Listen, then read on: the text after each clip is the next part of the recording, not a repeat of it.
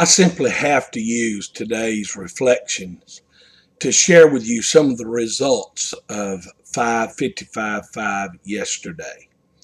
As many of you know, yesterday our church and a lot of others who read our reflections in quiet times made a commitment to pray 5 minutes every hour from 7 a.m. to 5 p.m.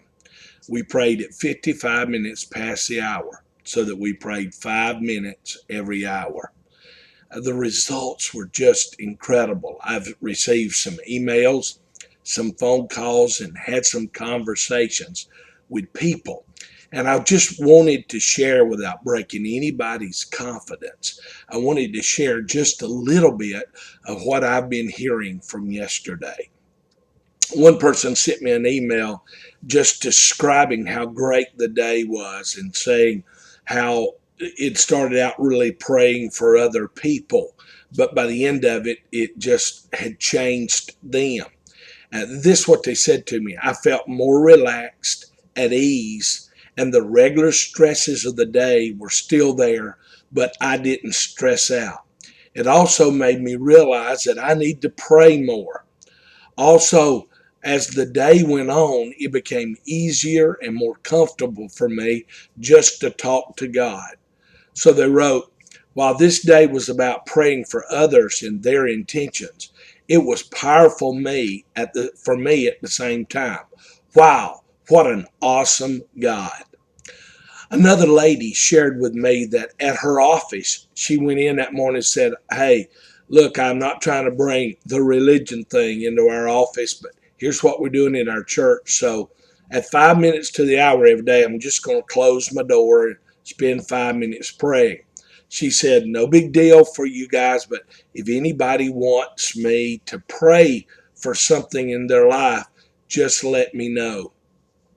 She got an email from virtually everybody in the office. And she said to me last night, I was overwhelmed by the things in our office people needed prayer for. She said, I just didn't know these people as much as I do. To hear their heart and for them to share those with me. She said, this was a huge step for me. Early in the morning, I got an email or text message that said, 5 minutes is not long enough. I keep going over. One lady told me she started out in her car at 6:55 praying on the way to work, and it turned into a 40-minute prayer. Another person wrote me and said, I pray all the time, but it's so cool to know there's so many of us praying at the same time. There's power in that, God's power. Somebody else sent me a note and said, Jack, I seem to keep violating the rules. 5 minutes is just too short. And then I wrote, ha ha, this is a great way to start the day. I saw people sharing emails with each other about things they were praying for. Somebody said, prayers are going up everywhere. This is awesome. Somebody else sent me a note and said, this is a blessed day for the Crosswater family. Somebody else sent me a note and said, it is so wonderful to be praying for all of our friends today.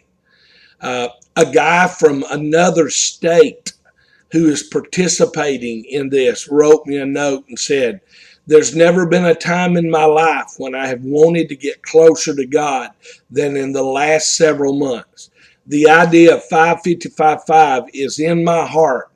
And he said, Jack, you should know that a person from another state and another church family is participating.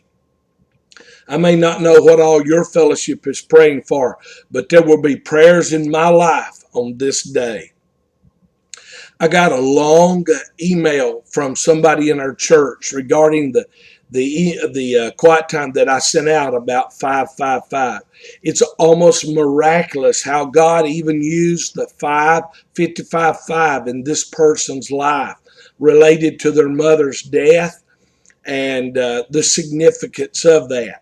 It touched my heart. I read it to my whole family last night. One of the things this reminds me of is what everybody is saying. We just don't pray enough. I found myself saying, why can't I pray 5 minutes every day, kind of thing. We'll do this again. We'll do 5:55:5 on another day, maybe even January the 5th. But let's have a lessons learned here. In business, we always, after some event, sit down and have a lessons learned meeting. We'll go, all right, what did we do well? What did we do wrong? I think one of the lessons we need to learn here is prayer can be conversational. Prayer can be a time when we just talk to God. I found myself yesterday, not just at 55 past the hour, but all day when something come up, I just talked about it to God. A gentleman who's very, very, very sick with cancer, people in our church sent emails to them and said, we're praying for you. And believe it or not, yesterday was the day that he had a major breakthrough, came off of some medicine and was able to get up and move around. What an answer to prayer. In my own family, one of my children called me in the middle of the day with a major financial issue that had come up in their life. I told them what I was doing and I would pray.